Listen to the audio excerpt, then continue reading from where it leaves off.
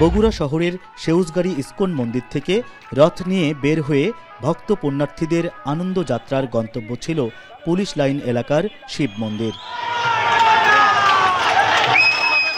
সনাতন ধর্মাবলম্বীদের সেই আনন্দ উৎসব পরিণত হয় বিষাদে।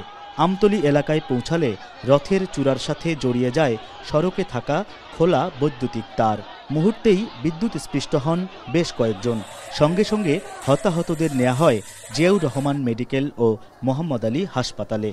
বলতে পারবো না ভাইয়া, আমি সঠিক বলতে দেখিনি। আমি স্পষ্টভাবে আমার ভাই,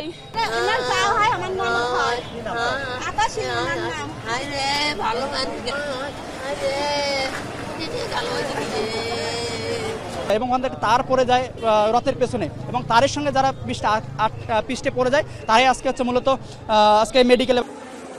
খবর পেয়ে পরিবারের সদস্যদের পাশাপাশি ছুটে যান বিভিন্ন সংগঠন ও প্রশাসনের ঊর্ধ্বতন কর্মকর্তারা।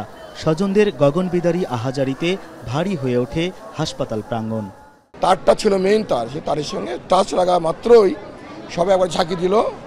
ঝাঁকি দেওয়ার পর যখন লাইনটা কেটে দেওয়া হলো, সবাই মিলে একসাথে পড়ে গেল। এত বড় দুর্ঘটনার শিকার হয়েছে তাদের চিকিৎসা নিশ্চিত করা, এবং এই ক্ষেত্রে আমরা সবাই এখানে সম্পৃক্ত আছি। হাসপাতাল কর্তৃপক্ষের সাথে যোগাযোগ রাখছি আমরা, এবং রোগীদের সাথে কথা বলছি। যার যেরকম চিকিৎসা দরকার এটি নিশ্চিত করা আমাদের এখন মূল দায়িত্ব। হৃদয় বিদারক এই ঘটনায় আহতদের চিকিৎসায় সব ধরনের ব্যবস্থার কথা জানান মেডিকেল কলেজ কর্তৃপক্ষ। যখনই খবর পেয়েছি তখনই আমার এক্সট্রা ম্যান পাওয়ার সবাইকে নিয়ে আসে, ডক্টর, নার্স এবং অন্যান্য স্টাফ, তাদের সবাইকে নিয়ে আসা হয়েছে। আমরা আমাদের সাধ্যমতো চেষ্টা করছি ট্রিটমেন্টটা যাতে ভালোভাবে হয় সেই ব্যাপারে আমরা রিকোয়েস্ট করে এসেছি, এবং এখানে যাতে ডিসিপ্লিন ওয়েতে যারা আহত হয়েছে তাদের ট্রিটমেন্টটা যাতে প্রপারলি হয় সেই ব্যাপারে আমরা রিকোয়েস্ট করে আছি।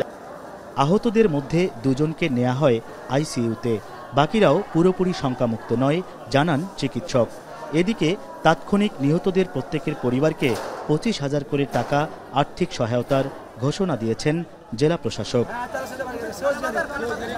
হেদায়েতুল ইসলাম বাবু, এখন বগুড়া। 250টিরও বেশি ডিজাইন অপশন নিয়ে ওয়ালটন স্মার্ট ফ্রিজ, বোঝে আপনার প্রয়োজন।